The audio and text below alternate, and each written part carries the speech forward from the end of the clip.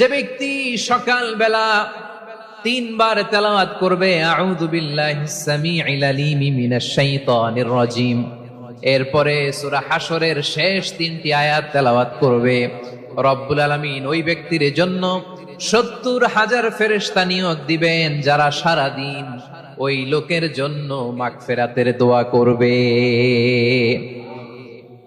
শুধু এখানেই শেষ নয়, বিশ্বনবী ফরমান ওয়া ইন মাতা ফি যালিকাল ইয়াউমি মাতা শাহীদান, ওই দিন যদি ওই ব্যক্তিটা ইন্তেকাল করে সে শহীদ হয়ে কিয়ামতের দিন আল্লাহর সামনে দাঁড়াবে।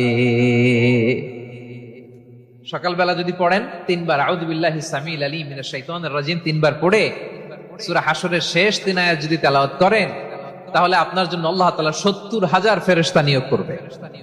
সারা দিন তারা আপনার জন্য মাগফিরাতের দোয়া করবে, আর ওই দিন ইন্তেকাল করলে আল্লাহ তাআলা শহীদ হিসেবে আপনাকে কিয়ামতের দিন দাঁড় করাবে। সুবহানাল্লাহ, এত আস্তে। আবার সন্ধ্যাবেলায় যদি পড়েন, সারা রাতের জন্য 70,000 ফেরেশতা মাগফিরাতের দোয়া করবে। ওই রাতে মারা গেলে শাহাদাতের মৃত্যু নসিব হয়ে যাবে।